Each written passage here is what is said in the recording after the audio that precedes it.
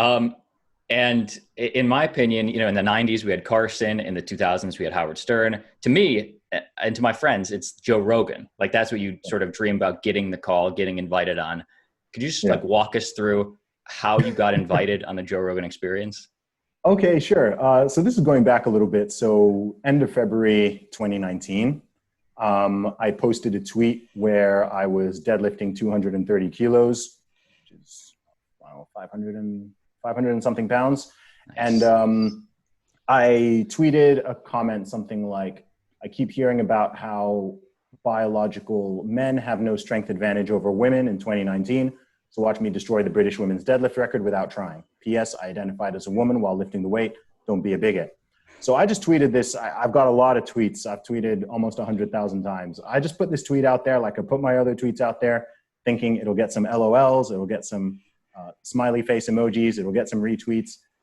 Little did I know that I was about to sort of create this huge global international internet moment. And the video went on to rack up millions and millions of views. It got retweeted all over the world. It was talked about on the news. Joe Rogan talked about it on his podcast. And he did a podcast. It was with, who was he with? I think it was with Brian Callen. And they were just talking about this tweet on the podcast. And he pulled out his phone from his pocket and he just said, "Who is this guy? Like, Zuby? I'm going to follow him right now." Shout out to Zuby. And then he DM'd me.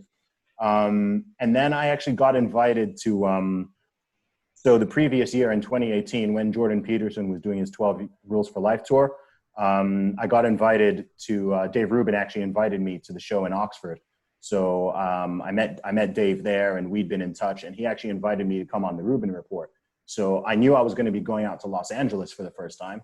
I knew it was planned for September, and knowing I was going out to LA and knowing that Joe's there, I actually just DM'd Joe saying, "Man, I'm a big fan of your show, etc. If you'd ever want to have me on, like, I'll be in LA in September, let me know." And he was just like, "F yeah, brother. Like, let me know when you're here. We'll do it." So that's how that one came about. And then the dominoes just started to fall. Once I was in LA, people just started reaching out to me. The Daily Wire reached out to me, said they wanted me on Ben Shapiro's show. Fox News reached out to me. I think just in LA alone, I think I did like 20 interviews or something like that in a week. So it was just crazy. And then I was out in the US for 11 weeks and more opportunities just kept coming. So that's sort of how it happened. It was very organic and very, very weird. But it was a big blessing because with my music and everything else, for a long time, I've always wanted to build and develop an audience in the USA.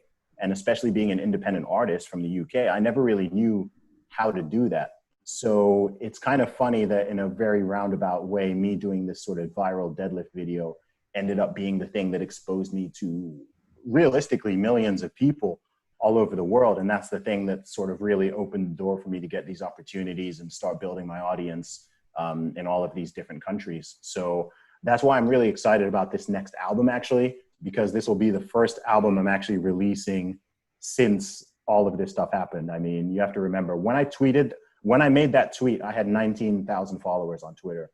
As of today, I think I have 327,000, something like that. So, and that's just on Twitter. So, I mean, my audience in general has gone up by over 500,000 people since I last put out an album. And a lot of those people don't really know me for my music. So I'm very excited to actually put out some brand new music and be able to introduce a lot of those people who follow me for other reasons to my music itself. So that's pretty exciting. Cool. Yeah, that is really exciting. Congratulations on breaking that record, by the way. Do you still hold the record? Yeah, thanks, man. I mean, it wasn't hard.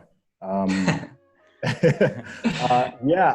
unless another person such as myself has identified as a woman and beaten it, then I think it's still intact.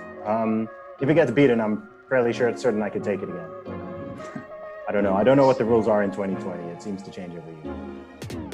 Hey, that was a great clip. Make sure you watch the full conversation. There's a link to the full episode down below in the description, and click subscribe. You do not want to miss one of our daily videos.